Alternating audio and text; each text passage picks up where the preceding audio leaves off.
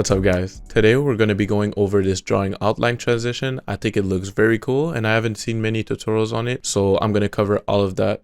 It's going to be a quick one, and on top of that I'm also offering a free preset. Just check in the description and you should have that. Also, one last little note, I am going to be dropping very soon some editing packs for you guys. I've been working very hard on that, so stay tuned for that. I don't want to spill too much, but I'm very excited. So without further ado, let's get to the video. Alright, so the very first thing you want to do is separate your clips when you want the transition to happen. So that's what I did.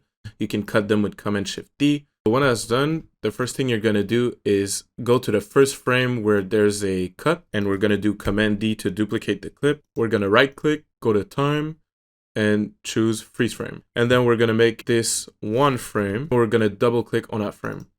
And then we're going to mask this using the roto brush tool. I could be very much using the pen tool as well, but I feel like with that effect, it's very important to have the details of the mask. The more detailed it is, the better result you're going to get. So just brush around your character. It's only one frame, so it shouldn't take very long. When that's done, you're going to freeze the frame.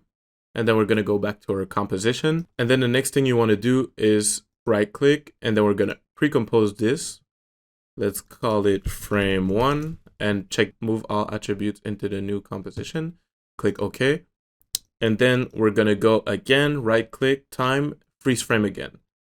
Now we're going to have this. How wonderful is that? And then we're going to drag this a couple frames before it transitions and cut it there.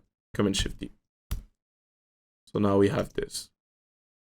But we're not in 2017 anymore. We're going to add some sauce to this. Let's go. So the first effect we're going to add is find edges. And then we're going to invert this. Then the next effect we're going to select is levels.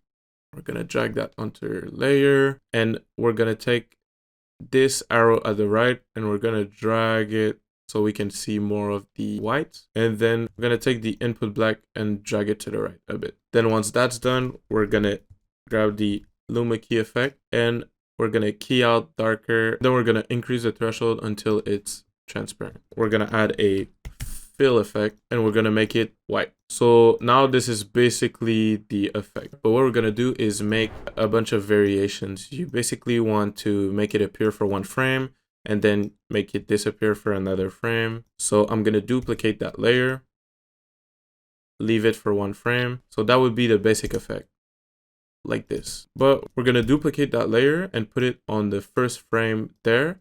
And we're going to remove all of these effects until we only have the fill effect. And on that layer, the first one, we're going to add CC scale wipe. And we'll put the direction to -50 and stretch it. We're going to stretch it a bit. That way we get this effect.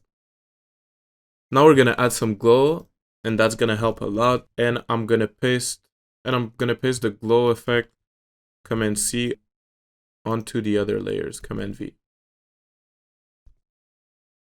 Let's see how that looks now. So that looks pretty cool. So now the effect is basically done. I'm just going to add a shake to add some more sauce to it. Let me know if you guys would be interested in having my shakes, if that's something you would like. Now here's the result. So I showed you guys how to do this by hand. Now I'm going to show you guys how to use the preset that I made. So I did a quick mask just to show you guys. But when you have your frame right there, you just have to write find edges once it's installed. And you click on it. And then you should have this. I'm going to show you how to use it properly. So you can duplicate that one, put it to the other frame. If you want to do like I did, you can have it like this. And at the second one, all you got to do is remove scale wipe. Boop. Just like that. And now you should have this. Also, it's always good to tweak the settings a little bit so that you get the best outcome. Now, as you can see, when I do this, I'm seeing more. Also, you can duplicate another one at the first frame like I did and remove all of those effects except the first one. And then when you add a shake, you get this. So that was it for today. If you enjoyed this video, please consider subscribing and let me know in the comments what type of tutorials you would like me to cover next. Also, if you still feel like learning and taking your editing skills to the next level, you can watch one of these videos right there. And I'll see you guys next time. Peace.